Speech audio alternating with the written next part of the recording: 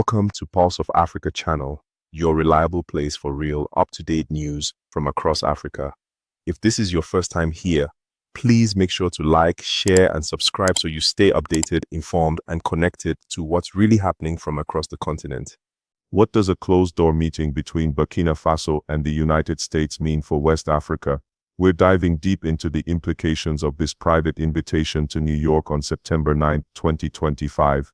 We'll unpack the potential agenda, explore the shifting geopolitical landscape, and analyze what this could signal for the future of US-Burkina Faso relations. Get ready to uncover the secrets behind this unprecedented meeting. What's this meeting really about? Today we're diving deep into a pretty interesting piece of news that's got the geopolitical world buzzing.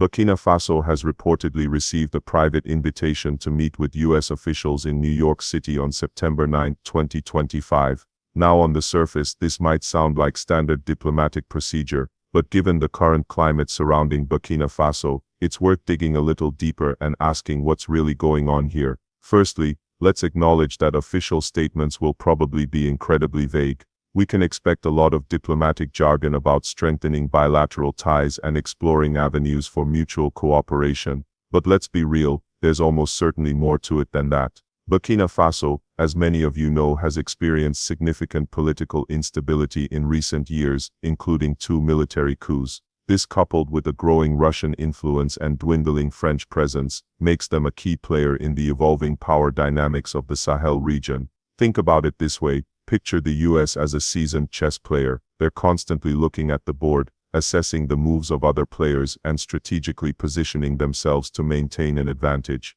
Burkina Faso, in this analogy, is a crucial square on the board. The US likely wants to understand Burkina Faso's long-term plans, their relationship with Wagner, and their stance on counter-terrorism efforts in the region. Furthermore, withdrawal of French troops from Burkina Faso, this creates a power vacuum. The US likely wants to gauge how Burkina Faso intends to fill that vacuum, and whether they are receptive to alternative forms of security assistance, perhaps training or intelligence sharing. They may also be concerned about the potential for increased instability in the region if the security situation deteriorates further. This meeting is likely a chance for the US to have a frank and honest conversation behind closed doors. Away from the cameras and the media glare, they can ask tough questions, express concerns, and try to build a working relationship. It's about understanding the lay of the land, assessing the potential risks and opportunities, and laying the groundwork for future engagement. And let's face it, the US doesn't invite nations embroiled in complex geopolitical situations to New York for a friendly chat about the weather. The stakes are undoubtedly higher than that, so what specific things might be discussed? That's what we'll be diving into next. What's at stake? So Burkina Faso being invited to this exclusive meeting, it's not your everyday diplomatic nicety. It signals a potential shift in the US's approach to the Sahel region, and a clear acknowledgement of Burkina Faso's rising influence. However controversial that may be, the question on everyone's mind is, what exactly is on the table? Given the current context, we can speculate on a few key areas. First, and perhaps most crucially, is security. The Sahel, as we've discussed, is a hotbed of jihadist activity. Burkina Faso, under its current leadership, has been actively combating these groups, sometimes through alliances that raise eyebrows in Western capitals. The US might be seeking to understand Burkina Faso's security strategies, explore potential areas of cooperation in counter-terrorism efforts, or even try to nudge the Burkinabe government towards a more coordinated, internationally backed approach to security. But it's not just about fighting insurgents. Resources, specifically the control and exploitation of natural resources like gold, are likely to feature prominently in the discussions. Burkina Faso is rich in gold, and its extraction and sale have become a vital source of revenue for the country. The US, and other Western powers, have long been interested in ensuring stable and transparent resource management in the region, both for economic and geopolitical reasons. Are they looking to secure access to these resources? Or more subtly, are they aiming to influence how Burkina Faso utilizes its wealth, perhaps pushing for investment in infrastructure or social programs that align with Western development goals? Then there's the elephant in the room, Russia. Burkina Faso has demonstrably strengthened its ties with Russia, particularly through the Wagner Group. This partnership has provided Burkina Faso with security assistance, but it also puts them firmly on the opposite side of the geopolitical chessboard from the US. It's highly probable that the US delegation will be trying to assess the depth and nature of the Burkina Faso-Russia relationship. They might even be attempting to subtly dissuade Burkina Faso from relying so heavily on Russia, perhaps offering alternative security partnerships or economic incentives. Beyond the specifics, this meeting is a window into the broader power dynamics unfolding in the Sahel. Burkina Faso, once considered a relatively minor player, is now being courted by major global powers. This reflects the country's increasing agency and its willingness to chart its own course, even if that course diverges from traditional Western expectations. The September 9th meeting is a chance for both sides to understand each other's positions, explore potential areas of collaboration, and ultimately define the future of their relationship. And believe me, the outcome of this meeting could have profound implications for the entire region. So Burkina Faso's been invited to a private meeting with the US on September 9, 2025 in New York.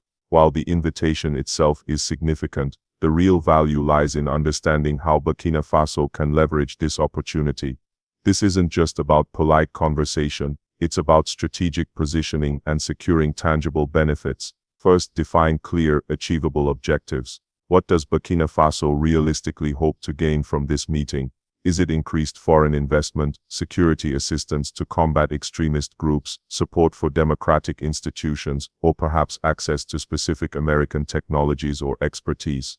Before even setting foot in the room, the delegation needs a laser-focused agenda. They should prioritize their task, knowing which areas are non-negotiable and which offer room for compromise. Think specific projects, quantifiable goals, and realistic timelines. Greater collaboration is vague. A joint project to develop sustainable agriculture practices in the Sahel region by 2028 is concrete. Second, prepare a compelling narrative.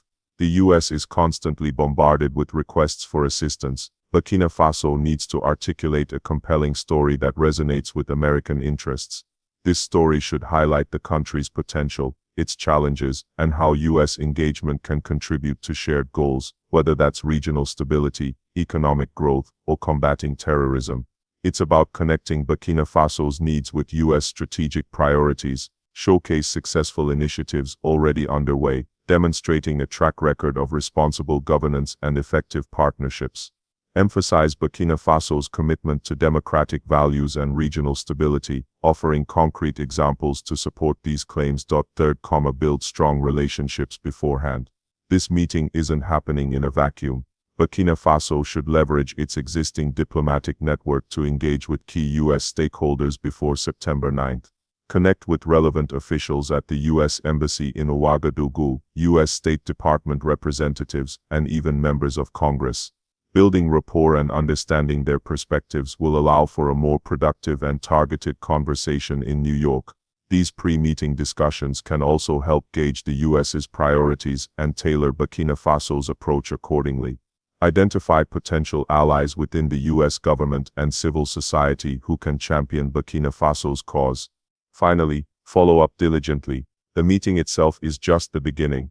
After the event, consistent follow-up is crucial. Assign specific individuals to maintain contact with relevant US counterparts, regularly update them on progress made on any agreed-upon initiatives, and address any concerns that may arise. Documentation and transparent communication are key. Remember, consistent engagement and demonstrable progress are what transform a single meeting into a sustained, mutually beneficial partnership. So Burkina Faso's been invited to a closed-door meeting with the US in New York on September 9, 2025. This is a huge deal, potentially impacting the future of US-Burkina Faso relations, regional stability in the Sahel, and even global counter-terrorism efforts. We just unpacked the possible reasons behind this invitation, the potential players involved, and what this could all mean for the future. Now, what are your thoughts? Are you surprised by this meeting? What outcomes are you hoping for, and what potential pitfalls do you see? Let me know in the comments below. This is a developing situation, and your insights are invaluable. Don't forget to like this video if you found this information helpful, and share it with others who need to know. And finally, subscribe to the channel to stay updated on this story and other geopolitical developments. We'll keep you informed every step of the way. Click the bell icon so you don't miss a thing. Thanks for watching. That's all for today. Let's keep an eye on this meeting and what it could mean for the future. Until next time, stay informed.